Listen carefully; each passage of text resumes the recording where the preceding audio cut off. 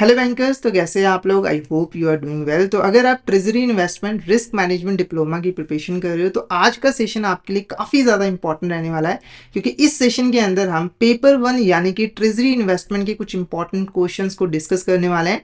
तो इस सेशन को आपको शुरू से लेकर एंड तक ज़रूर देखना है और अपने फ्रेंड्स एंड कलीग्स के साथ भी ज़रूर शेयर करना है ताकि वो भी इस सेशन का बेनिफिट ले सके।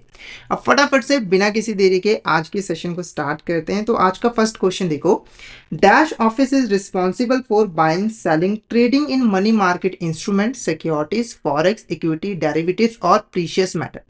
तो इस क्वेश्चन का आंसर करने से पहले मैं आपको बता दूं कि एक बैंक अपने ट्रेजरी ऑपरेशंस को 3 एरियाज यानी कि 3 ऑफिसेज में डिवाइड करता है और उन ऑफिसेज के थ्रू ट्रेजरी ऑपरेशंस को परफॉर्म करता है। और वो 3 ऑफिसेज कौन से हैं? तो पहला है फ्रंट ऑफिस, फिर आता है मिड ऑफिस, फिर होता है बैक ऑफिस। और इन 3 ऑफिसेस का एक इंपॉर्टेंट रोल होता है ट्रेजरी ऑपरेशंस के अंदर। तो क्वेश्चन पूछ रहा था कि कौन सा ऑफिस रिस्पॉन्सिबल होता है मनी मार्केट इंस्ट्रूमेंट सिक्योरिटीज को बाय करने के लिए और सेल करने के लिए और ट्रेडिंग करने के लिए। Option A chief dealer, option B mid office, option C front office या फिर ऑप्शन डी बैक ऑफिस। तो क्या रहेगा इसका करेक्ट आंसर? फटाफट से इसका करेक्ट आंसर बताइए। इसका करेक्ट आंसर क्या होगा? तो इसका जो करेक्ट आंसर है वो है option C is a correct answer. तो बैंक का जो फ्रंट ऑफिस होता है वो रिस्पॉन्सिबल होता है फाइनेंशियल इंस्ट्रूमेंट को बाय और सेल करने के लिए और उनकी ट्रेडिंग करने के लिए। फ्रंट ऑफिस वाले ना रिस्क टेकर होते हैं, क्योंकि देखो ट्रेजरी ऑपरेशन के अंदर जो बैंक है वो इन्वेस्टमेंट करता है और इन्वेस्टमेंट के अंदर रिस्क होता है। तो रिस्क कौन लेता है? फ्रंट ऑफिस वाले लेते हैं। ओके, फिर आता है आपका मिड ऑफिस। मिड ऑफिस का क्या काम होता है? तो देखो फ्रंट ऑफिस वाले जो भी रिस्क लेते हैं उस रिस्क को मॉनिटर करना और मैनेज करना, ये काम होता है मिड ऑफिस का। तो मिड ऑफिस वाले यहाँ पर रिस्क की जो लिमिट वगैरह है वो सेट करते हैं और फ्रंट ऑफिस वालों को उन लिमिट के अंदर रहकर जो है वो काम करना होता है।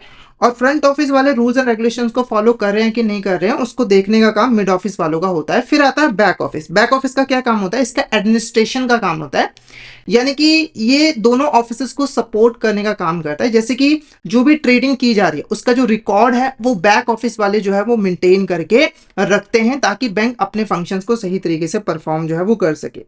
नेक्स्ट क्वेश्चन की बात करते हैं, which of the following is not a typical front office function. इसमें से कौन सा ऐसा फंक्शन है जो कि फ्रंट ऑफिस वाले परफॉर्म नहीं करते हैं? पहला, implementing asset liability management strategy. तो ये एक इंपॉर्टेंट फंक्शन होता है। देखो एक बैंक जो भी एसेट लायबिलिटी मैनेजमेंट स्ट्रेटजीज बनाता है उसको इंप्लीमेंट करने का काम जो है वो फ्रंट ऑफिस वाले जो है वो करते हैं और उन स्ट्रेटजीज के अकॉर्डिंग ही उन्हें ट्रेडिंग करनी होती है। फिर आता है managing customer accounts and deposit. तो ये काम फ्रंट ऑफिस वालों का नहीं होता है, ये काम होता है बैक ऑफिस वालों का। वो कस्टमर के अकाउंट्स को मेंटेन करते हैं, मैनेज करते हैं और डिपॉजिट्स को भी मैनेज करते हैं। फिर आता है collaborating with trading and delivery team. तो ये तो एक इंपॉर्टेंट फंक्शन होता है। फ्रंट ऑफिस वाले ट्रेडिंग टीम या फिर जो डिलीवरी टीम है उसके साथ कोलैबोरेट करते हैं और उनके साथ में मिलकर जो है वो काम करते हैं। फिर उसके बाद conducting trades to generate profit. तो ये भी एक इंपॉर्टेंट फंक्शन होता है कि ट्रेड करने हैं ताकि बैंक ज़्यादा से ज़्यादा प्रॉफिट जनरेट जो है वो कर पाए। नेक्स्ट क्वेश्चन की बात करते हैं, तो हमारा जो करेक्ट आंसर रहेगा वो रहेगा यहाँ पर option B is a correct answer. ये जो फंक्शन है वो फ्रंट ऑफिस वाले परफॉर्म नहीं करते हैं। नेक्स्ट क्वेश्चन की बात करते हैं, which of the following best describe the role of a dealer in a financial institution. तो अगर हम एक फाइनेंशियल इंस्टीट्यूशन की बात करें खास करके बैंक की, तो बैंक के अंदर एक जो डीलर होता है उसका क्या रोल होता है? पहला, to manage customer accounts and deposits, या फिर to conduct market research and analysis, या फिर to buy and sell financial instruments in the market, या फिर to oversee the banks regulatory compliance. तो फटाफट से इसका आंसर बताइए। इसका आंसर आपको क्या लग रहा है? जो डीलर होता है उसका प्राइमरी रोल क्या होता है फाइनेंशियल इंस्टीट्यूशन के अंदर? जल्दी बताइए इसका आंसर। तो इसका जो करेक्ट आंसर रहेगा वो रहेगा option C is a correct answer. तो डीलर यहाँ पर रिस्पॉन्सिबल होता है फाइनेंशियल इंस्ट्रूमेंट को बाय करने के लिए, सेल करने के लिए, यानी कि उनकी ट्रेडिंग करने के लिए और प्रॉफिट जनरेट करने के लिए। तो option C is a correct answer. और ये जो डीलर्स होते हैं वो फ्रंट ऑफिस का ही हिस्सा होते हैं। नेक्स्ट क्वेश्चन देखो, dash office is responsible for assessing managing risk in the real time. It monitors the risk exposure of the bank activities and ensures complying with the establish policies. ठीक है, तो इसका जो करेक्ट आंसर है वो है mid office. ये मैंने आपको पहले ही बता दिया है कि जो भी यहाँ पर बैंक रिस्क लेता है, यानी कि जो फ्रंट ऑफिस वाले जो भी रिस्क लेते हैं उनको रियल टाइम बेसिस पे मॉनिटर और मैनेज करने का काम मिड ऑफिस वाले जो है वो करते हैं। तो मिड ऑफिस वाले मॉनिटर करते रहते हैं कि बैंक कितना रिस्क ले रहा है और वो जो रिस्क है वो रिस्क लिमिट के अंदर है या फिर नहीं है, यानी कि जो पॉलिसीज बनाई गई हैं उसके अकॉर्डिंग रिस्क लिया जा रहा है कि नहीं लिया जा रहा है। ओके, तो mid office is a correct answer. Next question देखो, which of these is a function of mid office, इसमें से कौन सा ऐसा फंक्शन है जो कि मिड ऑफिस का फंक्शन होता है। पहले देखो, setting limits for risk exposure and regulatory monitoring whether those limits are being followed. तो एक इंपॉर्टेंट फंक्शन होता है कि रिस्क लिमिट को सेट करना कि मैक्सिमम किसी फील्ड के अंदर कितना मैक्सिमम जो है वो रिस्क ले सकता है, ठीक है, और मॉनिटर भी करना कि बैंक जो है वो इस रिस्क लिमिट के अंदर रहकर रिस्क ले रहा है या फिर नहीं ले रहा है, ठीक है। उसके बाद analysing market trend using internal assessment and research to predict possible movement. तो ये भी एक इंपॉर्टेंट फंक्शन होता है। मार्केट रिसर्च करने का जो काम होता है वो मिड ऑफिस वालों का होता है और वो पता लगाते हैं कि फ्यूचर में मार्केट की क्या मूवमेंट रहने वाले हैं, जिसके अकॉर्डिंग वो स्ट्रेटजीज जो है वो बनाते हैं ताकि उन स्ट्रेटजीज के अकॉर्डिंग जो है वो फ्रंट ऑफिस वाले काम कर सके। फिर उसके बाद developing strategy to hedge the banks assets and liabilities from the market risk. तो ये भी करेक्ट है कि मार्केट रिस्क को मैनेज करने के लिए हेजिंग स्ट्रेटजीज को डेवलप करने का जो काम होता है वो मिड ऑफिस वालों का ही होता है। तो ये सारे फंक्शन जो है वो मिड ऑफिस वाले परफॉर्म करते हैं। तो option D, all of the above, आपका करेक्ट आंसर जो है वो रहेगा। नेक्स्ट क्वेश्चन की बात करते हैं। Dash refers to the potential for loss arising from inadequacy और failures in internal process system people और एक्सटर्नल इवेंट। देखो, अगर एक बैंक अपने बिजनेस को परफॉर्म नहीं कर पाता है तो उसकी वजह से उसे जो लॉस होने की पॉसिबिलिटी होती है उसे हम क्या कहते हैं। जैसे कि मान के चलिए, अगर बैंक का जो इंटरनल प्रोसेस है वो इनएडुकेट है या फिर जो फेल हो जाता है तो उसकी वजह से बैंक अपने इंटरनल ऑपरेशंस को परफॉर्म नहीं कर पाएगा, या फिर अगर बैंक का जो सिस्टम है पूरा का पूरा आईटी सिस्टम है वो फेल हो जाए, या फिर जो बैंक के लोग हैं वो सही तरीके से काम ना करें, तो इसकी वजह से सीधा रिजल्ट क्या होगा कि बैंक अपने ऑपरेशन को परफॉर्म नहीं कर पाएगा और उसे बहुत बड़ा लॉस होगा। तो ये जो लॉस होने की पॉसिबिलिटी है इसे हम क्या कहते हैं। ऑप्शन है मार्केट रिस्क कहते हैं, या फिर क्रेडिट रिस्क कहते हैं, या फिर ऑपरेशन रिस्क कहते हैं, या फिर लिक्विडिटी रिस्क कहते हैं। फटाफट से इसका आंसर बताइए, इसका आंसर आपको क्या लग रहा है, क्या होगा इसका करेक्ट आंसर। तो इसका जो करेक्ट आंसर है वो है option C, operational risk is a correct answer. तो ऑपरेशनल रिस्क होता क्या है, तो अगर एक बिजनेस अपने ऑपरेशंस को परफॉर्म नहीं कर पाता है और उसकी वजह से उसे जो लॉस होने की पॉसिबिलिटी होती है वही आपका ऑपरेशनल रिस्क जो है वो कहलाता है, ठीक है। बाकी देखो, मार्केट रिस्क क्या होता है, तो मार्केट में अगर फ्लक्चुएशंस आती है, जैसे कि मार्केट कभी अप हो गया कभी डाउन हो गया, उसकी वजह से एक बिजनेस को जो लॉस होने की संभावना होती है वो मार्केट रिस्क होती है। जैसे हम फाइनेंशियल मार्केट में इन्वेस्टमेंट करते हैं तो फाइनेंशियल मार्केट कभी अप या डाउन जाएगी तो उससे हमारी इन्वेस्टमेंट के ऊपर इंपैक्ट पड़ेगा और जिससे हमें लॉस होने के चांसेस है। क्रेडिट रिस्क क्या होता है, अगर जो बॉर्वर है वो अपनी जो ऑब्लिगेशंस है उसको फुलफिल नहीं करता, जैसे अगर बैंक ने लोन दिया है बॉर्वर को तो वहां पर एक बैंक क्रेडिट रिस्क फेस कर रहा है कि हो सकता है कि जो बॉर्वर है वो टाइम आने पर पैसा रिपे ना करे। लिक्विडिटी रिस्क क्या होता है, लिक्विडिटी रिस्क का सिंपल सा मतलब है कि बैंक अगर डिपॉजिट एक्सेप्ट करता है किसी भी डिपॉजिटर से तो पॉसिबिलिटी है कि जब डिपॉजिटर का पैसा वापस करने की बारी आई तो बैंक के पास लिक्विड एसेट्स अवेलेबल ना हो, जिसकी वजह से वो अपने जो फाइनेंशियल ऑब्लिगेशंस है उसको फुलफिल ना कर पाए उनकी ड्यू डेट के ऊपर, जिससे उसे भारी लॉस हो, रेपुटेशन भी जाए और साथ के साथ फाइनेंशियल लॉस भी हो। नेक्स्ट क्वेश्चन की बात करते हैं, which of the statement defines credit risk. तो अभी मैंने आपको क्रेडिट रिस्क का मतलब समझाया है, तो फटाफट से बता दीजिए कौन सी स्टेटमेंट यहाँ पर डिफाइन करते हैं क्रेडिट रिस्क को। पहला था, risk that an issuer of debt instrument may fail to repay dividends on debt but still make timely principal payments. तो ये स्टेटमेंट बिल्कुल गलत है। क्यों? क्योंकि देखो, पहली बात तो डेट इंस्ट्रूमेंट के ऊपर जो इश्यूर होता है वो डिविडेंड पे नहीं करता बल्कि इंटरेस्ट पे करता है, ठीक है। तो ये स्टेटमेंट तो सरासर यहाँ पर गलत है। वैसे भी ये गलत ही बोल रही थी, ये बोल रही थी कि डिविडेंड तो नहीं पे कर पा रहा है पर प्रिंसिपल रीपेमेंट यहाँ पर जो है वो कर पा रहा है, ठीक है, तो ये गलत है।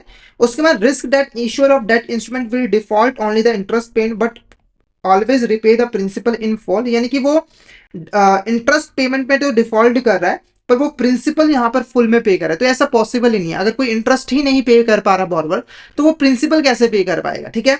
उसके बाद, risk that issuer of debt instrument will fail to meet its financial obligations including interest and principal payment। तो option C is the correct answer, ठीक है। तो क्रेडिट रिस्क क्या है कि जो इश्यूअर ऑफ डेट इंस्ट्रूमेंट है यानी कि जिसने यहाँ पर लोन लिया है, अगर वो अपनी फाइनेंशियल ऑब्लिगेशंस को फुलफिल नहीं करता है, जैसे कि इंटरेस्ट पे नहीं करता या फिर प्रिंसिपल की रिपेमेंट नहीं करता है, तो उसकी वजह से जो लेंडर है उसे जो लॉस होने की पॉसिबिलिटी है वो आपका यहाँ पर क्रेडिट रिस्क जो है वो कहलाएगा। उसके बाद देखो, which of the following is a method of mitigating credit risk. अगर एक बैंक या फिर कोई भी लेंडर क्रेडिट रिस्क को मिटिगेट करना चाहता है तो उसके पास कौन सा मेथड अवेलेबल है जिसका वो यूज कर सकता है। पहला डिवर्सिफिकेशन ऑफ एसेट, या फिर मॉनिटरिंग ऑफ लिक्विडिटी, या फिर इंक्रीजिंग लीवरेज, या फिर इग्नोरिंग एक्सपोजर लिमिट। तो जो इसका जो आंसर है वो मैं आपको बता दूं, ऑप्शन है diversification of asset is a correct answer. क्यों?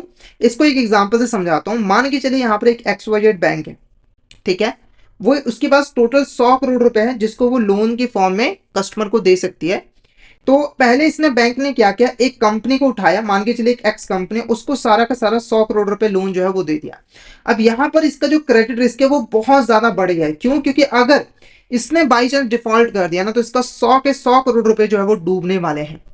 ठीक है, अब इसको कैसे ये मैनेज कर सकती है? तो अगर इसके पास 100 करोड़ रुपए है तो ये किसी एक एंटिटी या फिर एक सेक्टर को लोन ना दे, बल्कि मल्टीपल एंटिटीज को डिफरेंट डिफरेंट सेक्टर्स में लोन दे। जैसे 100 करोड़ रुपए, तो यहां पर क्या करिए, 100 कंपनीज को उठाए और सभी कंपनीज को एक एक करोड़ का यहां पर जो है वो लोन दे। अब होगा क्या कि अगर एक पर्टिकुलर कंपनी डिफॉल्ट कर भी देती है तो उससे बैंक का सारा पैसा नहीं डूबेगा। जैसे 100 में से अगर 2 कंपनीज भी डिफॉल्ट कर दे तब भी 98 करोड़ रुपीज तो बैंक का सेफ हो जाएगा ना। तो पहली वाली स्ट्रैटेजी से तो ये वाली स्ट्रैटेजी अच्छी है। तो ये करके डिवर्सिफिकेशन करके, यानी कि हम अपने एसेट्स को डिवर्सिफाई करके क्रेडिट रिस्क को मैनेज कर सकते हैं। उसके बाद लिक्विडिटी को मॉनिटर करना, देखो ये कोई डायरेक्ट मेथड नहीं हुआ। आप कंपनी की लिक्विडिटी को मॉनिटर कर रहे हो, ठीक बात है। अगर लिक्विडिटी कम भी होगी तो आप क्या कर लोगे?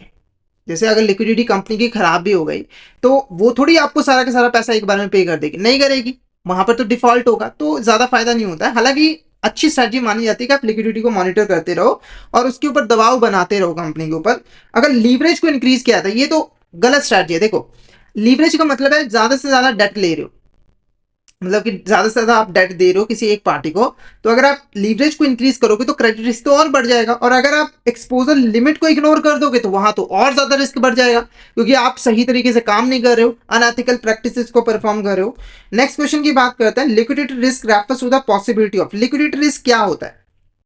पहला, losing money due to interest rate fluctuation. Interest rate fluctuation की वजह से हम जो मनी लूज करते हैं, या फिर failing to comply with regulatory requirements, हम रेगुलेटरी रिक्वायरमेंट्स को कंप्लाई नहीं कर पा रहे हैं, या फिर fraudulent transaction affecting financial integrity, या फिर inability to meet short term financial obligation due to lack of liquid assets. तो option D is the correct answer. Liquidity risk basically possibility है कि जब शॉर्ट टर्म फाइनेंशियल ऑब्लिगेशन को पे करने की बारी आए तो आपके पास लिक्विड एसेट्स ना हो, जिसकी वजह से आप डिफॉल्ट कर दो और आप उनको फुलफिल ना कर पाओ, जिससे आपकी रेपुटेशन की भी लॉस हो, साथ के साथ आपको फाइनेंशियल लॉस भी हो। तो इसी रिस्क को हम लिक्विडिटी रिस्क कहते हैं, कि हमारे पास उस समय फंड्स अवेलेबल ना हो जब हमें पेमेंट करनी हो। ठीक है, तो option D is the correct answer. Next question की बात करते हैं, which type of market risk is related to significant financial loss due to major events that affect the entire market. देखो, कई बार क्या होता है ना कि किसी कंट्री की आप एग्जांपल ले लीजिए, वहां पर कोई एक ऐसा इवेंट हो जाता है जिसकी वजह से पूरी की पूरी जो एंटायर मार्केट है वो अफेक्ट हो जाती है।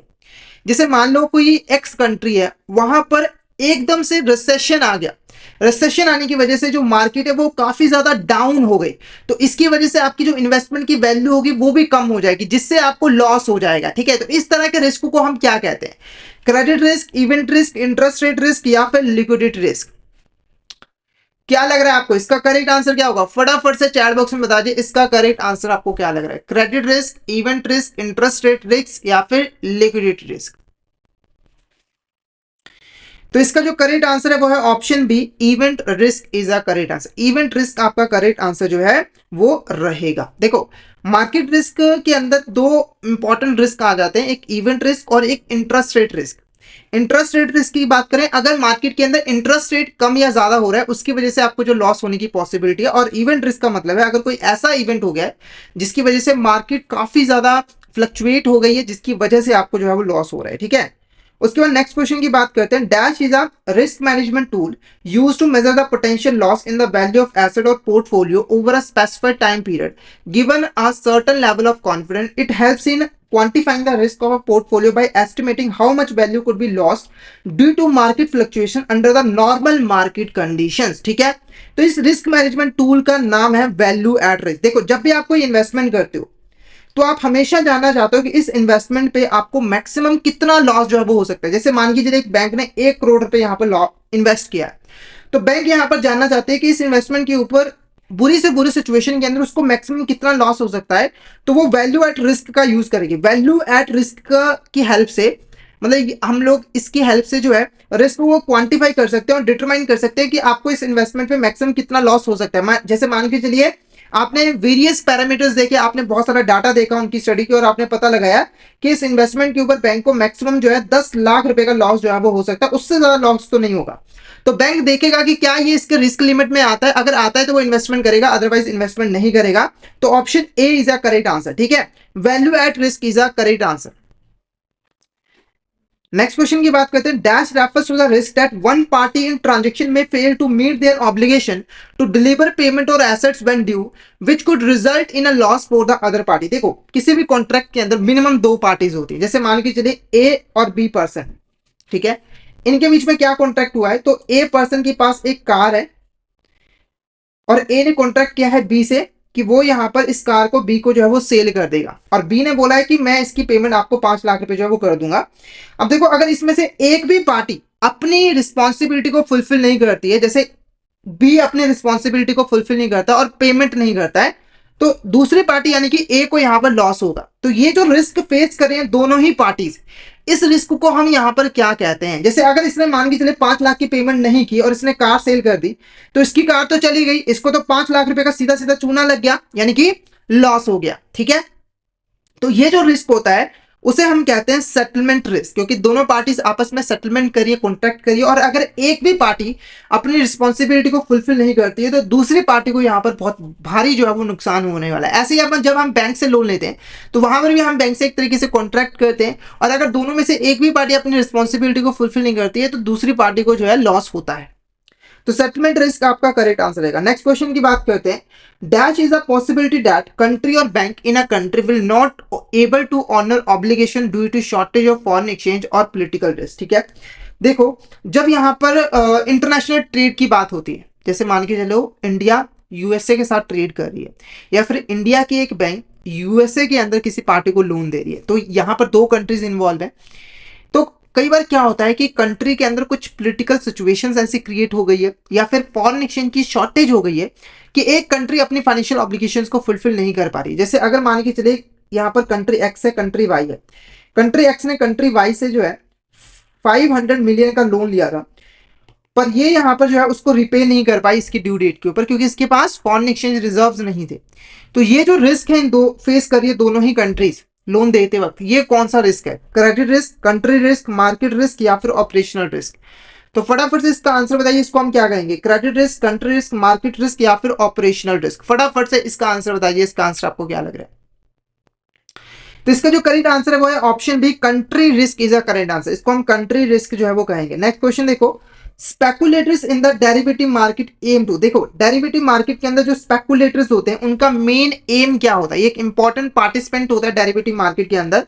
पहला ऑप्शन देखो, अर्न अ स्टेबल इनकम, या फिर मेक प्रॉफिट फ्रॉम प्राइस वोटालिटी, या फिर रिड्यूस देयर इन्वेस्टमेंट रिस्क, या फिर facilitate trading for other market participant. तो इसका जो आंसर है वो है ऑप्शन बी। देखो स्पेकुलेटर्स का जो मेन ऑब्जेक्टिव होता है वो यही होता है कि एसेट के प्राइस में जो फ्लक्चुएशंस आ रही है, जो प्राइस वोटालिटी है, उसका फायदा उठाकर प्रॉफिट कमाया जाए। जैसे एग्जांपल के मान के चले ए और बी पर्सन है, ठीक है, तो ए पर्सन ने बी पर्सन के साथ एक कॉन्ट्रैक्ट किया। क्या कॉन्ट्रैक्ट किया कि वो यहां पर 6 महीनों के बाद 1000 यूएसडी डॉलर जो है 80 रुपए के हिसाब से इसको जो है वो सेल करेगा, और बी पर्सन जो है इसको बाय करेगा, ठीक है। तो बी पर्सन ने इसने यहां पर कॉन्ट्रैक्ट किया खुद को प्रोटेक्ट करने के लिए, ताकि इसके जो 1000 यूएसडी डॉलर है उसकी वैल्यू कम ना हो फॉरेन एक्सचेंज के चेंज होने की वजह से। पर बी ने कॉन्ट्रैक्ट यहां पर क्यों किया, इसे लगता था कि डॉलर के प्राइस जो है वो फ्यूचर में जाकर बढ़ जाएंगे, और ये 80 का खरीदेगा और बढ़ते हुए प्राइस पे उसे सेल करेगा। मान के चलिए जो प्राइस है वो तो 80 है, ये वाला स्ट्राइक प्राइस, पर जो यहाँ पर फॉरवर्ड प्राइस है जब यहाँ पर सेल परचेज की जा रही है वो 82 है। तो बी ने सोचा, बी ने 80 का खरीदा और 82 में बेचा, तो इसको 2 रुपए का यहाँ पर जो है वो प्रॉफिट हो गया, 2 रुपए का प्रॉफिट हो गया। तो बी यहाँ पर क्या कहलाएगा, स्पेकुलेटर कहलाएगा। और ये इसीलिए डेरिवेटिव प्रोडक्ट का यूज करते हैं ताकि वो प्राइस वोटालिटी में जो प्राइसेस में फ्लक्चुएशंस आती है उसका फायदा उठाकर प्रॉफिट जो है वो कमा सके। नेक्स्ट क्वेश्चन देखो, यहाँ पर एक call option is considered in the money when. तो कॉल ऑप्शन को हम कम मानेंगे कि वो इन द मनी है। तो यहाँ पर सबसे पहले आपको दो इंपॉर्टेंट चीजों के बारे में समझना होगा, एक है कॉल ऑप्शन क्या होता है और दूसरा है इन द मनी क्या होता है, ठीक है। पहले हम कॉल ऑप्शन की बात करते हैं। देखो, कॉल ऑप्शन एक ऐसा ऑप्शन कॉन्ट्रैक्ट होता है जहां पर जो बायर होता है उसके पास एक राइट होता है कि एक पर्टिकुलर एसेट को वो एक फ्यूचर डेट के ऊपर बाय कर सकता है प्री डिटरमाइंड प्राइस के ऊपर। जैसे एग्जांपल के मान के चलिए ए और बी पर्सन है, ठीक है। तो ए और बी पर्सन के बीच में कॉन्ट्रैक्ट हुआ है। ए ने बी को कहा है कि वो बी से 6 महीनों के बाद 1000 USD जो है वो खरीदेगा 80 रुपए के रेट पे, ठीक है। तो यहाँ पर जो ए है ये इस कॉन्ट्रैक्ट का बायर है, यानी कि इसने इस ऑप्शन कॉन्ट्रैक्ट को बाय किया है। तो एक पर्सन के पास एक राइट है कि वो एक फ्यूचर डेट जो कि 6 महीने के बाद आएगी, एक पर्टिकुलर एसेट जो कि है USD को एक प्री डिटरमाइंड प्राइस जो कि है 80 रुपए, उसके ऊपर जो है वो बी पर्सन से बाय करेगा। तो ये जो कॉन्ट्रैक्ट इनके बीच में हुआ है इसे हम कहते हैं यहाँ पर कॉल ऑप्शन, यानी कि यहाँ पर जो बायर है उसके पास राइट होता है कि वो एसेट को बाय कर सकता है। और ध्यान में रखना है कि ये राइट कोई ऑब्लिगेशन नहीं होता है, ऑप्शन ही होता है। यानी कि चाहे तो वो इस राइट को एक्सरसाइज कर सकता है, यानी कि बाय कर सकता है, और जरूरत पड़ने पे वो इसे कैंसिल भी जो है वो कर सकता है, ठीक है। पर सेलर की तो ऑब्लिगेशन होती ही है। अब बात करेंगे in the money. In the money क्या होता है? देखो, जब यहाँ पर प्रॉफिट कमाया जाए, जैसे जो ए है उसने यहाँ पर कॉन्ट्रैक्ट किया है, उसने यहाँ पर कॉन्ट्रैक्ट किया है, तो क्यों किया है? ताकि उसे प्रॉफिट हो, उसे लॉस ना हो, ठीक है। तो अगर मान के चलिए ये जो प्राइस है इसको हम स्ट्राइक प्राइस जो है वो कहेंगे, क्या कहेंगे? स्ट्राइक प्राइस, ठीक है। अगर जो स्ट्राइक प्राइस है वो मार्केट प्राइस से कम हो, जैसे मार्केट प्राइस मान के चलिए 85 है और स्ट्राइक प्राइस 80 रुपीज है, तो इसने देखो 85 का जो USD था वो इसने बी से 80 रुपए पे खरीदा, क्योंकि इसने पहले से ही कॉन्ट्रैक्ट जो है वो किया था। तो इसे 5 रुपए का यहाँ पर प्रॉफिट हुआ हर डॉलर के ऊपर, क्योंकि 80 का खरीदेगा और 85 का जाकर बेच देगा। तो इस सिचुएशन के अंदर हम मानेंगे कि जो कॉल ऑप्शन है वो इन द मनी है। तो आप यहाँ पर क्वेश्चन का आंसर कर दीजिए। ऑप्शन ए कह रहा है जब स्ट्राइक प्राइस जो है वो अंडरलाइंग एसेट प्राइस के ज्यादा होगा, तो ये तो आउट द मनी होगा, इन द मनी नहीं होगा। उसके बाद स्ट्राइक प्राइस है lower than the underlying asset price, तो option B is the correct answer. जब strike price underlying asset price से कम होगा, यानी कि मार्केट प्राइस से कम होगा, तो प्रॉफिट होगा, और जब प्रॉफिट होगा तो हम मानेंगे कि जो कॉल ऑप्शन है वो इन द मनी है। उसके बाद है आपका यहाँ पर a put option is out of the money when. तो पहले यहाँ पर आपको पुट ऑप्शन और आउट ऑफ द मनी को समझना पड़ेगा। पुट ऑप्शन के अंदर जो बायर होता है, ठीक है, उसके पास राइट होता है कि वो एक पर्टिकुलर एसेट को एक फ्यूचर डेट के ऊपर एक प्री डिटरमाइंड प्राइस के ऊपर सेल कर सकता है, यानी कि यहां पर जो राइट मिलता है वो सेल करने का है। बाकी सारी चीजें यहां पर सेम रहती है और कुछ चीज यहां पर डिफर नहीं करेगी, ठीक है। तो हम कम मानेंगे कि जो पुट ऑप्शन है वो out of the money. Out of the money है जब यहां पर लॉस होता है। क्या होता है? जब यहां पर लॉस होता है, ठीक है। तो अगर यहां पर पुट ऑप्शन है, आपको लॉस कब होगा? अगर आपका जो स्ट्राइक प्राइस है वो लोअर देन है अंडरलाइंग एसेट प्राइस के। जैसे अगर मान के चलिए आपका जो स्ट्राइक प्राइस है वो 80 रुपीज है, ठीक है, और मार्केट प्राइस जो है वो यहाँ पर 75 है, 75, सॉरी, मार्केट प्राइस आपका यहाँ पर 85 है, मार्केट प्राइस आपका 85। अब देखो क्या है कि 85 का USD है, वो आपको 80 रुपए में सेल करना पड़ रहा है, तो जिसकी वजह से आपको यहाँ पर 5 रुपए का सीधे सीधे लॉस हो रहा है। तो पुट ऑप्शन के अंदर हम मानेंगे कि ये situation out of the money है। क्या है? आउट ऑफ द मनी है। और अगर हम यहाँ पर बात करें कॉल ऑप्शन की, तो कॉल ऑप्शन के अंदर आउट ऑफ द मनी कब होगा, यानी कि आपको कब लॉस होगा? जब यहाँ पर जो स्ट्राइक प्राइस है वो हायर देन होगा अंडरलाइंग एसेट प्राइस के। जैसे अगर जो आपका स्ट्राइक प्राइस है वो 85 है और मार्केट प्राइस 80 है, तो आपको 85 पे जो है वो खरीदना पड़ रहा है, 5 रुपए का आपको लॉस होगा। और इन द मनी कब होगा पुट ऑप्शन के अंदर? जब आपका जो स्ट्राइक प्राइस है वो हायर देन होगा अंडरलाइंग एसेट प्राइस के, क्योंकि अगर मान के चलिए जो मार्केट प्राइस है वो यहाँ पर 80 का है और आप 85 पे सेल कर रहे हो, तो आपको 5 रुपए का प्रॉफिट जो है वो हो जाएगा, ठीक है। क्लियर है? आई होप आपको अच्छे तरीके से क्लियर हो गया होगा। उसके बाद देखते हैं कि ऑप्शन कॉन्ट्रैक्ट को हम एट द मनी कब कंसीडर करते हैं। मतलब कि यहाँ पर ना तो कॉल ऑप्शन है ना ही पुट ऑप्शन है। ऐसा क्यों है? क्योंकि देखो कोई भी ऑप्शन हो, चाहे कॉल या पुट हो, वहां पर एट द मनी सेम होता है। और वो कब होता है? जब यहाँ पर जो स्ट्राइक प्राइस है वो इक्वल होता है अंडरलाइंग एसेट प्राइस के। जैसे अगर मान के चलिए आपका जो स्ट्राइक प्राइस है वो 80 है और जो अंडरलाइंग एसेट का जो प्राइस है वो भी 80 है, तो ये दोनों इक्वल है, तो हम मानेंगे कि जो ऑप्शन है वो एट द मनी है, जो ऑप्शन कॉन्ट्रैक्ट है वो एट द मनी है, ना तो प्रॉफिट ना ही लॉस। नेक्स्ट क्वेश्चन की बात करते हैं, what is the meaning of fix rate interest. तो फिक्स रेट इंटरेस्ट का यहाँ पर क्या मतलब है? मतलब होता है, देखो फिक्स रेट इंटरेस्ट एक ऐसा इंटरेस्ट रेट होता है जो कि एंटायर टेन्योर के लिए फिक्स रहता है। जैसे अगर मान के चलिए आपने एक बॉन्ड में इन्वेस्टमेंट किया और बॉन्ड के ऊपर आपको 10% का इंटरेस्ट मिल रहा है, और बॉन्ड का जो मेच्योरिटी पीरियड है वो 5 ईयर्स है, ठीक है।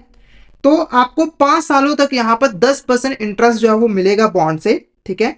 और मार्केट में जो फ्लक्चुएशंस आएंगे उसकी वजह से ये जो है वो चेंज नहीं होगा, चाहे मार्केट अप जाए चाहे डाउन जाए, ये जो इंटरेस्ट रेट है वो फिक्स ही रहेगा। तो ये आपका फिक्स रेट ऑफ इंटरेस्ट जो है वो कहलाता है, ठीक है। अब यहाँ पर आपने क्वेश्चन का आंसर करना है। तो ये एक ऐसा इंटरेस्ट रेट होता है जो कि पीरियोडिकली चेंज होता रहता है मार्केट कंडीशन के अकॉर्डिंग, तो ऐसा बिल्कुल नहीं है, ये तो आपका फ्लोटिंग रेट इंटरेस्ट होता है। उसके बाद ये एक ऐसा इंटरेस्ट रेट है जो कि यहाँ पर एंटायर इंस्ट्रूमेंट के टेन्योर तक कांस्टेंट रहता है, यानी कि जितने टाइम पीरियड के लिए आपने इंस्ट्रूमेंट में इन्वेस्टमेंट की है ये कांस्टेंट रहेगा, इसमें किसी भी तरह का चेंज जो है वो नहीं आएगा। तो ऑप्शन भी आपका करेक्ट आंसर रहेगा। ऑप्शन सी देख लो, the interest rate that is link to a benchmark rate, तो ये गलत है। क्यों? क्योंकि ये फ्लोटिंग रेट होता है। फ्लोटिंग रेट एक बेंचमार्क रेट के साथ जो है वो लिंक्ड होता है। उसके बाद interest rate is applicable only to short term loans, तो ये भी गलत है। तो option B is a correct answer. Next question की बात करते हैं, what happens to the market price of a fixed rate bond when market price when market interest rate rise, ठीक है। तो यहां पर क्या होता है, देखो अगर आपका एक फिक्स रेट बॉन्ड है, यानी कि एक ऐसा बॉन्ड है जिसके ऊपर आपको फिक्स रेट ऑफ इंटरेस्ट मिल रहा है, मान के चलिए आपका जो बॉन्ड का वैल्यू है वो 100 रुपए है और इसके ऊपर आपको फिक्स 10% का इंटरेस्ट जो है वो मिलता है। तो अगर मार्केट इंटरेस्ट रेट बढ़ जाए, मान के चलिए अभी जो मार्केट इंटरेस्ट है वो 10% का, पर अगर ये बढ़कर 12% हो जाए, तो उस केस में ये जो आपकी बॉन्ड की वैल्यू जो कि 100 रुपए है उसके साथ क्या होगा, पहला ये इंक्रीज हो जाएगा, दूसरा ये अनचेंज रहेगा, इसके ऊपर कोई इंपैक्ट नहीं पड़ेगा, या फिर ये डिक्रीज हो जाएगा, या फिर ये फ्लक्चुएट करेगा रैंडमली। तो इसका जो करेक्ट आंसर है वो है ऑप्शन सी, ये डिक्रीज हो जाएगा। ऐसा क्यों होता है, देखो ये जो बॉन्ड है, ये जो बॉन्ड है इसकी वैल्यू अभी 100 रुपए है, ठीक है। अब क्या हुआ, इंटरेस्ट रेट बढ़ गया, 12% हो गया, तो अब क्या करेंगे लोग, इस बॉन्ड की डिमांड करना छोड़ देंगे। क्यों? क्योंकि देखो मार्केट के अंदर उन्हें 12% का रिटर्न मिल रहा है और ये सिर्फ 10% का दे रहा है, क्योंकि ये फिक्स है, इसमें किसी भी तरह का चेंज नहीं आया। तो लोग इस बॉन्ड की डिमांड करना छोड़ देंगे और बहुत ही कम डिमांड होने की वजह से इनकी वैल्यू अपने आप ही जो है वो डाउन हो जाएगी। आप सभी को पता है अगर किसी प्रोडक्ट की डिमांड कम होती है, सप्लाई ज्यादा होती है, तो उसका प्राइस भी डाउन हो जाता है। क्लियर है आपको? और अगर इसका उल्टा होता है, जैसे इंटरेस्ट रेट कम हो जाता है, 8% हो जाएगा, अब क्या होगा कि मार्केट के अंदर आपको इंटरेस्ट मिल रहा है 8% का, रिटर्न मिल रहा है 8% का, पर ये बॉन्ड आपको 10% का इंटरेस्ट दे रहा है, तो ज्यादा इंटरेस्ट दे रहा है, तो ज्यादा से ज्यादा लोग इस बॉन्ड की डिमांड करेंगे, और जब इस बॉन्ड की वो डिमांड करेगी तो इसकी डिमांड बढ़ जाएगी, डिमांड बढ़ जाएगी तो इसकी वैल्यू भी बढ़ जाएगी, प्राइस भी बढ़ जाएगा। तो ऑप्शन सी आपका करेक्ट आंसर जो है वो रहेगा। नेक्स्ट क्वेश्चन की बात करते हैं, which of the following is a key feature of floating rate instrument, इसमें से कौन सा हमारा की फीचर होता है फ्लोटिंग रेट इंस्ट्रूमेंट का। तो फ्लोटिंग रेट इंस्ट्रूमेंट एक ऐसा इंस्ट्रूमेंट होता है जिसके ऊपर आपको फ्लोटिंग इंटरेस्ट रेट मिलता है। फ्लोटिंग इंटरेस्ट रेट एक ऐसा इंटरेस्ट रेट होता है जो कि मार्केट कंडीशंस के अकॉर्डिंग चेंज होता रहता है। अगर मार्केट में इंटरेस्ट रेट बढ़ गया है तो ये भी बढ़ जाता है, अगर मार्केट में इंटरेस्ट रेट कम हो गया तो ये भी कम हो जाता है। ओके, तो यहाँ पर कौन सा फीचर है, पहले देखो fix coupon payments through out the tenure आपको मिलता है, ये गलत है। ये फिक्स रेट ऑफ ये फिक्स इनकम सिक्योरिटीज होती हैं जिसके ऊपर आपको फिक्स कूपन पेमेंट जो है वो मिलता है। फिर coupon rate link to the benchmark rate, तो ये यहां पर फीचर होता है, ये एक इंपॉर्टेंट फीचर होता है कि आपको इन इंस्ट्रूमेंट के ऊपर जो भी कूपन रेट मिल रहा होता है वो किसी ना किसी बेंचमार्क रेट के साथ जो है वो लिंक्ड होता है, जैसे कि माइबोर हो गया, लाइबोर हो गया, और जब उसमें चेंज आता है तो उसकी वजह से आपका जो कूपन रेट होता है वो भी चेंज हो जाता है।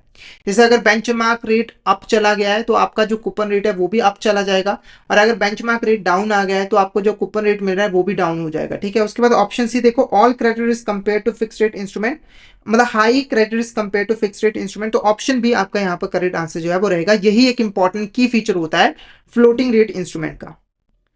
नेक्स्ट क्वेश्चन की बात करते हैं, why do floating rate instrument exhibit lower price volatility compared to fixed rate instrument। देखो ये एक इंपॉर्टेंट बात है कि जो फिक्स रेट इंस्ट्रूमेंट्स होते हैं जिनके ऊपर आपको फिक्स इंटरेस्ट रेट मिलता है वो ज्यादा प्राइस वोलेटाइल होते हैं। इसका मतलब क्या है कि इंटरेस्ट रेट में अगर चेंज होता है तो फिक्स रेट इंस्ट्रूमेंट की जो प्राइस है उसमें काफी ज्यादा चेंजेस जो है वो आते हैं, पर ऐसा फ्लोटिंग रेट इंस्ट्रूमेंट के केस में नहीं होता है। फ्लोटिंग रेट इंस्ट्रूमेंट के अंदर जो प्राइस है वो इतना ज्यादा चेंज नहीं होता है इंटरेस्ट रेट के बढ़ने या फिर कम होने से। अब क्वेश्चन पूछ रहा है ऐसा क्यों होता है, ऑप्शन ए कह रहा है क्योंकि ये शॉर्ट टेन्योर इंस्ट्रूमेंट्स होते हैं, हम इसमें शॉर्ट टर्म के लिए इन्वेस्टमेंट करते हैं।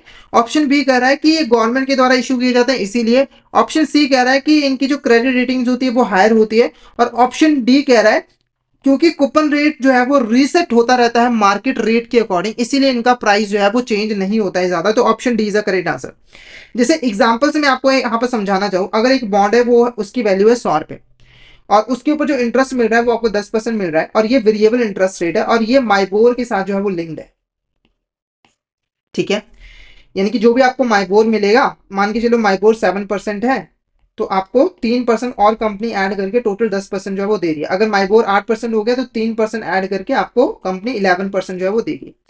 अब अगर मान के चलिए माइबोर बढ़ गया तो उसकी वजह से क्या होगा, पूरी मार्केट के अंदर इंटरेस्ट रेट चेंज होगा और इसका भी इंटरेस्ट रेट चेंज हो जाएगा। जैसे मार्केट के अंदर अगर माइबोर 8% का है और एवरेज जो प्रीमियम होता है वो 2% का, 10% रेट चल रहा है, तो इसके ऊपर भी आपको 10% का ही रेट जो है वो मिलेगा। थोड़ा कम ज्यादा हो सकता है पर ये रीसेट हो जाएगा, जिससे इसकी डिमांड कम ज्यादा नहीं होगी, जितनी है उतनी ही रहेगी, जिससे इसकी प्राइस में चेंजेस जो है वो नहीं आएंगे। ठीक है, हमने फिक्स रेट इंस्ट्रूमेंट के केस में भी देखा और फ्लोटिंग रेट इंस्ट्रूमेंट के केस में भी देखा, तो आपको क्लियर हो गया होगा कि कौन ज्यादा प्राइस वोलाटाइल है और क्यों होता है। ठीक है, तो फिक्स रेट इंस्ट्रूमेंट ज्यादा प्राइस वोलाटाइल है और उसके पीछे का रीजन है जो कूपन रेट है वो फिक्स रहता है। नेक्स्ट क्वेश्चन की बात करते हैं। Simple rate interest is calculated only on the principal amount over a fix period of time and charge only once in entire loan period. What is the formula for calculating simple interest? देखो, simple interest एक ऐसा interest होता है जो कि entire loan period में सिर्फ और सिर्फ एक बार ही चार्ज किया जाता है और सिर्फ प्रिंसिपल अमाउंट पे ही चार्ज किया जाता है। जैसे एग्जांपल के मान के चले एक एबीसी कंपनी है, ठीक है, उसने यहाँ पर बैंक से 5 लाख रुपए का जो है वो लोन लिया है और जो इंटरेस्ट रेट है वो है यहाँ पर 10% और ये जो लोन है वो 3 सालों के लिए लिया गया है। तो बैंक ने यहाँ पर क्या किया, एक ही बार में सारा इंटरेस्ट कैलकुलेट कर लिया। एक साल का जो इंटरेस्ट बना 5 लाख का बना 50,000 रुपये, ठीक है, 10% के हिसाब से 3 के साथ मल्टीप्लाई कर दे तो ये 1,50,000 रुपये हो गए। तो ये टोटल इंटरेस्ट हो गया। ठीक है, तो एक चीज नोटिस करिए कि 3 साल के लोन पीरियड के अंदर सिर्फ एक बार ही इंटरेस्ट चार्ज किया गया है और सिर्फ प्रिंसिपल अमाउंट जो कि 5 लाख रुपए है उसी के ऊपर चार्ज किया गया है, तो ये सिंपल इंटरेस्ट है। तो क्वेश्चन पूछ रहा है कि सिंपल इंटरेस्ट को कैलकुलेट करने का हमारा जो है वो फॉर्मूला क्या होता है। हमारा फॉर्मूला यहाँ पर क्या होता है, ऑप्शन है principal into rate into time, या फिर प्रिंसिपल इंटू 1 प्लस रेट की पावर टाइम, या फिर principal into rate divided by time, या फिर principal plus rate into time. क्या लग रहा है आपको करेक्ट आंसर क्या होगा? फटाफट से इसका आंसर बताइए, क्या होगा इसका करेक्ट आंसर? तो इसका जो करेक्ट आंसर रहेगा वो रहेगा option A is the correct answer. Principal into rate into time is a correct answer. जैसे एग्जांपल के लिए अगर आपने 1,50,000 रुपए का लोन लिया है, सेम एग्जांपल ले लो, अगर 5 लाख रुपए का लोन लिया है और 10% का इंटरेस्ट रेट है और टाइम है 3 ईयर्स, ठीक है, तो अब आपको क्या करना है, जो आपका 5 लाख रुपए है प्रिंसिपल, उसको आपको 5 लाख को आपको मल्टीप्लाई करना रेट के साथ। अब देखो 10% को या तो आप 10 डिवाइडेड बाय 100 लिख लो, या फिर डिवाइड करने के बाद जो वैल्यू आएगी यानी कि 0.1 वो लिख लो, और 3 को तो 3 आप लिखोगे। अब इसको आपस में कर दो मल्टीप्लाई। ठीक है, तो आपको क्या करना है, 5 लाख को मल्टीप्लाई करना है 0.1 के साथ, फिर उसको मल्टीप्लाई कर देना है 3 के साथ। तो ये आपका सीधा सीधा 1,50,000 पे आ जाएगा, जो मैंने आपको यहाँ पर बताया, मैंने आपको जो बताया। ठीक है, डाउट कोई भी तो पूछ सकते हो। नेक्स्ट बात कहते हैं what is the compounding interest. Compounding interest क्या होता है? तो क्वेश्चन का आंसर करने से पहले कंपाउंडिंग इंटरेस्ट का मतलब समझ लेते हैं। तो कंपाउंड इंटरेस्ट एक ऐसा इंटरेस्ट होता है जो कि एंटायर लोन पीरियड के अंदर एक से ज्यादा बार चार्ज किया जाता है और प्रिंसिपल प्लस इंटरेस्ट दोनों पे ही चार्ज किया जाता है। इसको एक एग्जांपल से समझते हैं। ठीक है, मान के चलिए एक एबीसी कंपनी है, उसने 1 लाख रुपए का जो लोन है वो बैंक से लिया, 3 सालों के लिए लिया। ठीक है, और बैंक यहाँ पर हर साल जो है वो इंटरेस्ट चार्ज करती है और एबीसी ने बोला है कि वो प्रिंसिपल प्लस इंटरेस्ट एक ही साथ 3 साल के बाद पे कर देंगे। तो जैसे 1 ईयर कंप्लीट हुआ, 10% इसका इंटरेस्ट, मान लो इंटरेस्ट 10% है, तो 10% कितना बना, 10,000 रुपये। ठीक है, 10,000 रुपये इंटरेस्ट चार्ज किया, क्योंकि ये एक ही बार में लास्ट में इंटरेस्ट भी पे करेगा, तो बैंक ने यहाँ पर 1 लाख के अंदर ये जो 10,000 था इसको ऐड किया और अब जो प्रिंसिपल अमाउंट बन गई वो 1,10,000 रुपये होगी। अब इसके ऊपर भी 10%, जैसे सेकंड ईयर कंप्लीट हुआ तो 10% से इंटरेस्ट चार्ज किया, अब जो इंटरेस्ट बना वो 11,000 रुपये बना, जिसमें से 10,000 रुपये जो इंटरेस्ट है वो तो प्रिंसिपल अमाउंट 1 लाख के ऊपर है, पर ये जो 1,000 रुपये का जो इंटरेस्ट है वो इंटरेस्ट के ऊपर है, वो इंटरेस्ट के ऊपर है, यानी कि 10,000 रुपये जो इंटरेस्ट है ना उसके ऊपर है। तो आप देख सकते हो कि एक से ज्यादा बार चार्ज किया जा रहा है और प्रिंसिपल प्लस इंटरेस्ट दोनों पे ही चार्ज किया जा रहा है, तो इसे हम कंपाउंड इंटरेस्ट जो है वो कहते हैं। तो ऑप्शन ए कह रहा है interest calculated only on the principal amount, तो ये तो सिंपल इंटरेस्ट हुआ। Interest that remains fixed throughout the tenure, ये तो फिक्स रेट ऑफ इंटरेस्ट हुआ। Interest that is link to the benchmark rate, ये तो फ्लोटिंग रेट ऑफ इंटरेस्ट हुआ। Interest calculated on the principal as well as previously earn interest, तो option D आपका यहाँ पर करेक्ट आंसर जो है वो रहेगा। Option D is a correct answer. Compound interest एक ऐसा इंटरेस्ट है जो कि पीरियोडिक बेसिस पे प्रिंसिपल प्लस इंटरेस्ट दोनों पे ही जो है वो चार्ज किया जाता है, यानी कि कैलकुलेट किया जाता है। अब एक प्रैक्टिकल क्वेश्चन यहाँ पे देखते हैं।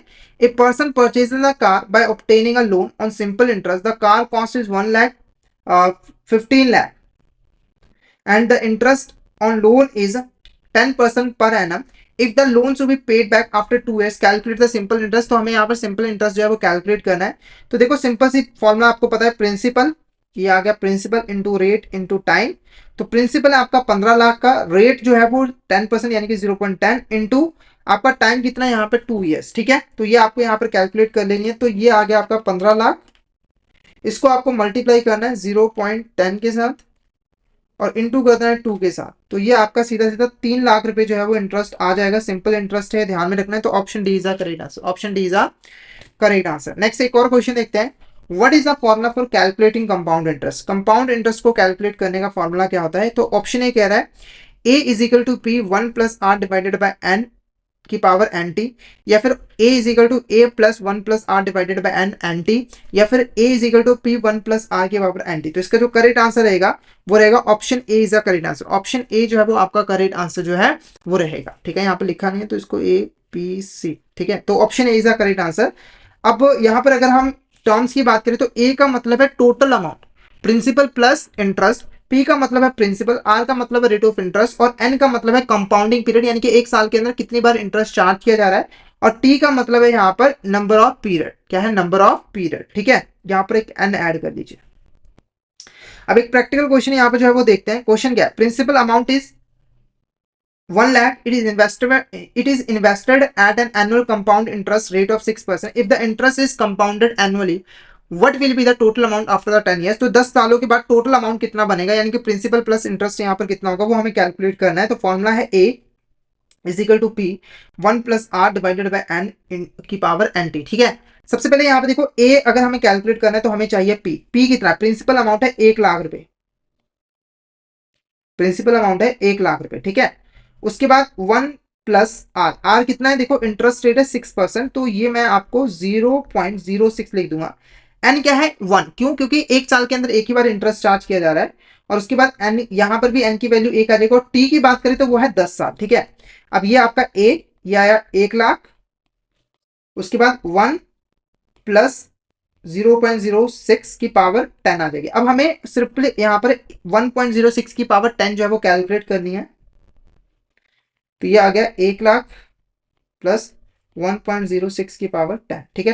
10th पावर यहाँ पर निकालनी है तो हम कैलकुलेट की हेल्प से इसे निकालेंगे।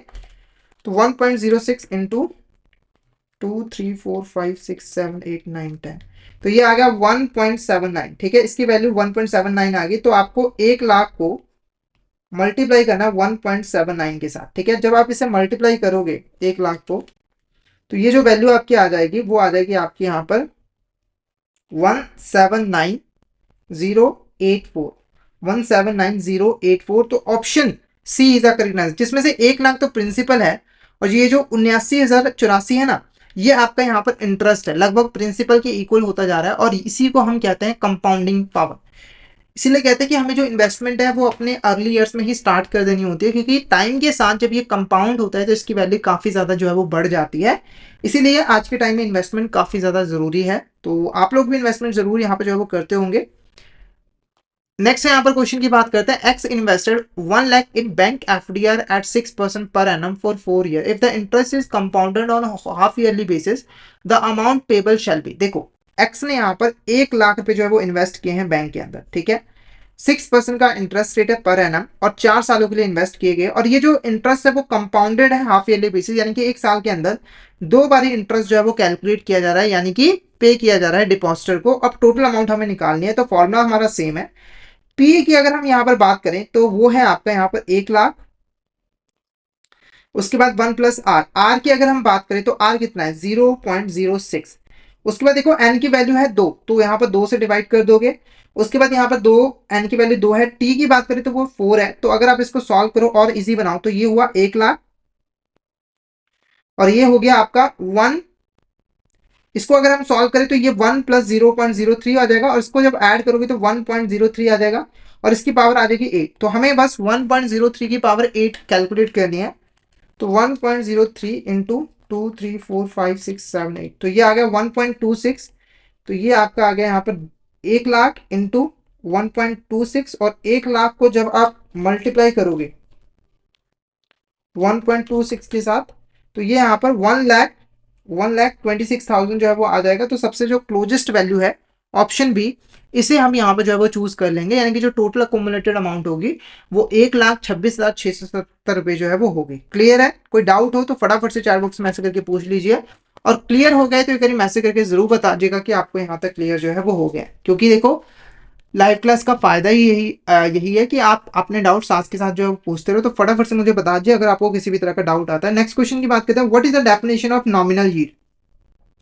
नॉमिनल यील्ड क्या होती है, पहले यील्ड समझ लो। तो देखो जब आप कोई इन्वेस्टमेंट करते हो, जैसे आपने बॉन्ड में इन्वेस्टमेंट किया, तो उसके ऊपर आपको जो भी रिटर्न मिलता है उस रिटर्न को हम यील्ड कहते हैं।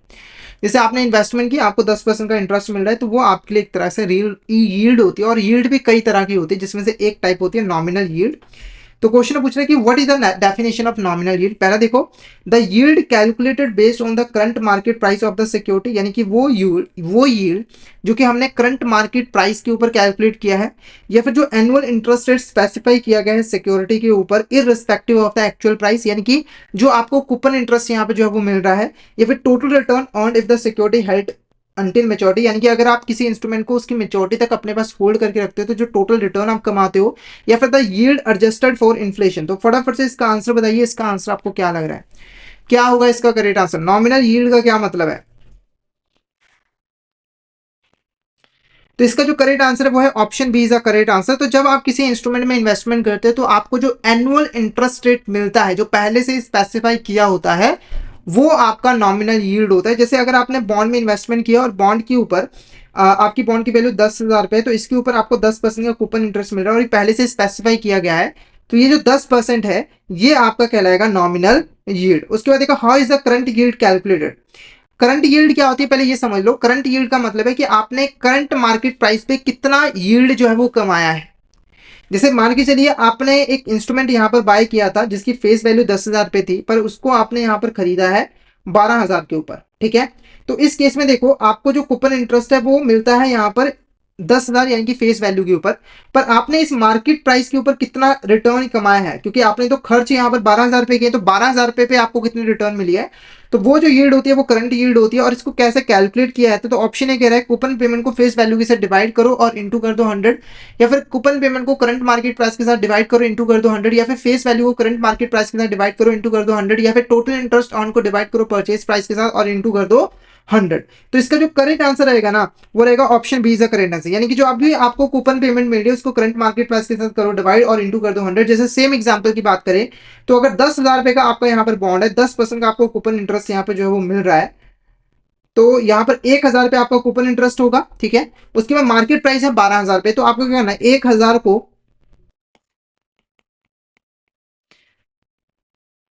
1,000 को डिवाइड कर देना है 12,000 के साथ और इंटू कर देना है आपको यहाँ पर 100, ठीक है। जब आप ऐसे करोगे, जब आप 1,000 को डिवाइड करते हो 12,000 के साथ और इंटू करते हो 100, तो ये आपका 8.33% जो है वो आ जाएगा। यानी कि चाहे आपको 10% लग रहा है, पर एक्चुअली में आप कितना रिटर्न कमा रहे हो, क्योंकि देखो आपने जो खर्च किया होता है ना उसके ऊपर आप रिटर्न कैलकुलेट करते हो, तो आप एक्चुअली में जो रिटर्न कमा रहे हो वो सिर्फ 8.33% ही कमा रहे हो। नेक्स्ट क्वेश्चन की बात करते हैं, what does yield to maturity represent. ये जो वाईटीएम होता है वो क्या किस चीज को रिप्रेजेंट करता है। पहले देखो, annual interest rate specified on the bond, bond के ऊपर जो एनुअल इंटरेस्ट रेट स्पेसिफाई किया गया है उसको कहते हैं, या फिर the yield based on the current market price of the bond, या फिर the yield adjusted for inflation, या फिर return earned bye investor who hold the bond until maturity. तो फटाफट से इसका आंसर बताइए, इसका आंसर आपको क्या लग रहा है। तो इसका जो करेक्ट आंसर है वो है option D is the correct answer. जब हम कोई इन्वेस्टमेंट करते हैं और उस इन्वेस्टमेंट को हम उसकी मेच्योरिटी तक होल्ड करके रखते हैं, तो जो टोटल रिटर्न हम कमाते हैं उसी को हम वाईटीएम कहते हैं। जैसे एग्जांपल में एक ए पर्सन है, उसने एक बॉन्ड में इन्वेस्टमेंट किया, बॉन्ड की जो मेच्योरिटी है वो 5 ईयर्स है, ठीक है। तो अगर एक ए पर्सन इस बॉन्ड को 5 सालों तक अपने पास होल्ड करके रखता है, तो वो इस बॉन्ड के ऊपर जो टोटल रिटर्न कमाएगा उसी को हम यील्ड टू मैच्योरिटी कहेंगे। जैसे मान के चलिए ये जो टोटल रिटर्न कमा रहा है वो 10% का कमा रहा है, तो ये आपका यील्ड टू मैच्योरिटी कहलाएगा। और जब हम यील्ड टू मैच्योरिटी कैलकुलेट कर रहे होते हैं तो हमें ध्यान में रखना होता है कि जो भी आपको इंटरेस्ट पेमेंट वगैरह रिसीव हो रही होती है मैच्योरिटी तक, आप उसको दोबारा में इन्वेस्टमेंट कर देते हो। तो आप जब इंटरेस्ट वगैरह को भी इन्वेस्टमेंट करते हो तो उसके ऊपर भी जो आपको इंटरेस्ट या फिर रिटर्न मिल रहा होता है उसको आप वाईटीएम के अंदर निकालते हो और टोटल निकालते हो। जैसे अगर मान के चलिए आपने 10,000 रुपए यहाँ पर इन्वेस्टमेंट किए, ठीक है, तो इसके ऊपर आपको 1,000 का इंटरेस्ट मिला, तो इसको आपने मार्केट में इन्वेस्ट कर दिया और इस नेक्स्ट टाइम आपको 10,000 पे भी 10% का इंटरेस्ट मिला 1,000 पे, और इसके ऊपर भी 1,000 के ऊपर भी 10% का मिला जो कि यहाँ पर 100 रुपए था, ठीक है। तो आप ना ये जो 100 रुपए की रिटर्न आई है उसको इसके साथ ऐड करोगे और जो टोटल रिटर्न आप कमाओगे वो आपका यील्ड टू मैच्योरिटी जो है वो कहलाएगा। तो option D is the correct answer. Next question की बात करते हैं, when does bond trade at premium, कब हम कहेंगे कि जो बॉन्ड है उसको प्रीमियम पे ट्रेड जो है वो किया जा रहा है। देखो हर बॉन्ड की एक फेस वैल्यू होती है, हर बॉन्ड की एक फेस वैल्यू होती है। तो अगर जो बॉन्ड का मार्केट प्राइस है वो फेस वैल्यू से ज्यादा है तो हम कहेंगे कि जो बॉन्ड है वो प्रीमियम पे ट्रेड किया जा रहा है। जैसे यहां पर देखिए ऑप्शन ए कह रहा है when its market price is lower than the face value, तो यहां पर हम कहेंगे कि जो बॉन्ड है वो डिस्काउंट पे है। जैसे मान के चलिए अगर बॉन्ड का फेस वैल्यू 100 रुपए है और उसे 80 रुपए पे ट्रेड किया जा रहा है यानी कि खरीदा और बेचा जा रहा है, तो 20 रुपए का यहाँ पर क्या है, डिस्काउंट है, यानी कि बॉन्ड डिस्काउंट पे ट्रेड किया जा रहा है। उसके बाद देखो when the coupon rate is lower than the market interest rate, अगर कूपन रेट जो है वो मार्केट इंटरेस्ट रेट से कम होगा तो ये तो आता ही नहीं है। उसके बाद when the market price is higher than its face value, तो option C is the correct answer, option C is the correct answer. अगर जो बॉन्ड है उसका जो मार्केट प्राइस है वो उसके फेस वैल्यू से ज्यादा है तो हम मानेंगे कि जो बॉन्ड है उसको प्रीमियम पे ट्रेड जो है वो किया जा रहा है। उसके बाद when it is a zero coupon bond, तो ये तो है ही नहीं, तो ऑप्शन सी आपका यहाँ पर करेक्ट आंसर जो है वो रहेगा। एक और टर्म होती है, अगर एक बॉन्ड अपने फेस वैल्यू पे ही ट्रेड किया जा रहा है, जैसे कि फेस वैल्यू अगर 100 रुपए और 100 रुपए पे ही उसे खरीदा और बेचा जा रहा है, तो हम मान के चलेंगे कि जो बॉन्ड है वो एट पार है। क्या है, एट पार है, ना तो वो प्रीमियम पे है और ना ही वो डिस्काउंट है, वो बल्कि एट पार पे है। क्लियर है आपको यहाँ तक? एक बार मुझे चैट बॉक्स में बता दीजिए और कोई भी डाउट हो तो आप चैट बॉक्स में मैसेज करके पूछ सकते हो। फटाफट से मुझे बता दीजिए कि आपको यहाँ तक क्लियर है या फिर नहीं है। तो यहाँ पर हमने पेपर 1 से रिलेटेड कुछ इंपॉर्टेंट क्वेश्चंस को जो है वो डिस्कस किया जो कि हमारे रिलेटेड थे back office, mid office, front office के साथ रिलेटेड थे, ठीक है। साथ ही साथ हमने डेरिवेटिव से रिलेटेड कुछ क्वेश्चंस यहाँ पर जो है वो देखे। ओके, उसके बाद हमने इंटरेस्ट कोटेशन से रिलेटेड भी कुछ यहाँ पर क्वेश्चन देखे। अगर इन क्वेश्चन के अंदर आपको कोई भी डाउट हो तो आप चैट बॉक्स में मैसेज करके जो है वो पूछ सकते हो। और ये जो हमने क्वेश्चंस किए हैं, अगर आप इसकी कॉन्सेप्चुअल वीडियोस देखना चाहते हो, यानी कि अगर आप अपने कॉन्सेप्ट, बेसिक कॉन्सेप्ट क्लियर करना चाहते हो, तो पेपर 1 की जो कॉन्सेप्चुअल वीडियोस हैं वो ऑलरेडी हमारे यूट्यूब पे अवेलेबल है। आप उन वीडियोस को जाकर गो थ्रू जो है वो कर सकते हो, क्योंकि ऑलरेडी हमने उनकी लाइव सेशन जो है वो कंडक्ट कर ली थी, कंप्लीट कर ली है। तो उसका लिंक आपको, प्लेलिस्ट का लिंक आपको वीडियो के डिस्क्रिप्शन बॉक्स में मिल जाएगा। तो उन कॉन्सेप्चुअल वीडियोस को भी एक बार जरूर जाकर जो है वो गो थ्रू कीजिएगा। और अगर आप टीआरएम की अच्छी तरीके से प्रिपरेशन करना चाहते हो, पेपर 1 की अच्छी तरीके से प्रिपरेशन करना चाहते हो, तो आप हमारे कोर्सेज में एनरोल कर लीजिए, जहां पर आपको सारा का सारा जो सिलेबस है वो कंसेप्चुअल वीडियोस की फॉर्म में मिल जाता है। और ये जो कंसेप्चुअल वीडियोस होती हैं वो हिंदी और इंग्लिश लैंग्वेज के मिक्स में अवेलेबल होती है। प्रैक्टिस के लिए हम आपको mock test, mega mock test भी प्रोवाइड करते हैं, जिनकी हेल्प से आप इजिली रिवीजन कर सकते हो, प्रैक्टिस कर सकते हो।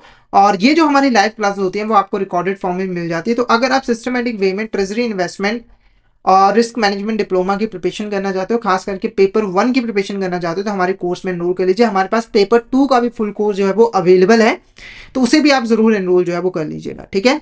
और अगर आप हमारे कोर्सेज को एनरोल करना चाहते हो तो हमारे कोर्सेज इजीली एक्सेसिबल है। आपको हमारे ऐप जो है वो प्ले स्टोर और ऐप स्टोर दोनों ही जगहों पे भी जो है वो मिल जाएंगे। आपको जस्ट टाइप करना है लर्निंग सेशन आईबीएफ एग्जाम्स, और इन ऐप के थ्रू आप हमारे कोर्सेज में एनरोल कर सकते हो। तो कोर्सेज को कैसे एनरोल करना है वो मैं थोड़ा सा आपको यहाँ पर बता देता हूँ। आपको सिंपली यहाँ पर प्ले स्टोर या फिर ऐप स्टोर के ऊपर जो है वो जाना है। जैसे अगर आप एक एंड्रॉइड यूजर हो तो आपको गूगल प्ले स्टोर पे ऊपर जाना है, उस वहां पर आपको हमारी app learning session IBF exams मिल जाएगी। और अगर आप एक एप्पल यूजर हो तो आपको ऐप स्टोर पे जाना है, वहां पर आपको हमारी ऐप लर्निंग सेशन आईबीएफ मिल जाएगी और इस ऐप के थ्रू आप हमारे कोर्सेज में एनरोल कर सकते हो। और अगर आप अभी हमारे कोर्स में एनरोल करोगे तो आपको लगभग 82% तक का ऑफ मिल जाएगा हमारे कोर्सेज पे, जिसके लिए आपको कूपन कोड यूज करना है विंटर। और ये जो ऑफर है वो लिमिटेड टाइम पीरियड के लिए है, तो जल्दी से जल्दी इस ऑफर का फायदा उठाइए और हमारे कोर्स में एनरोल जो है वो कर लीजिए, कहीं ये ऑफर आपसे छूट ना जाए। और टेलीग्राम चैनल को तो ज़रूर ज़रूर ज्वाइन कर दीजिएगा, क्योंकि कोई भी अपडेट हो, कोई भी नोटिफिकेशन हो, चाहे वो एग्जाम से रिलेटेड हो, चाहे वो हमारी लाइव क्लासेस से रिलेटेड हो, चाहे वो मेगा सेशन से रिलेटेड हो, वो हम इस चैनल के ऊपर डालते रहते हैं। तो इस टेलीग्राम चैनल को ज़रूर जो है वो ज्वाइन कर लीजिए। नाम देख लीजिए, IIBF सर्टिफिकेशन 2025 डेली अपडेट्स। ठीक है, तो ये थी हमारी आज की क्लास। आई होप आपको आज का जो सेशन है वो अच्छा लगा होगा। अगर सेशन अच्छा लगा तो सेशन को लाइक कर देना, हमारे चैनल को सब्सक्राइब कर देना और शेयर जरूर कर देना अपने फ्रेंड्स के साथ, कलीग्स के साथ, ताकि वो भी इस सेशन का बेनिफिट जो है वो ले सके। तो आज के लिए इतना ही, मिलते हैं नेक्स्ट क्लास में। Thank you so much everyone.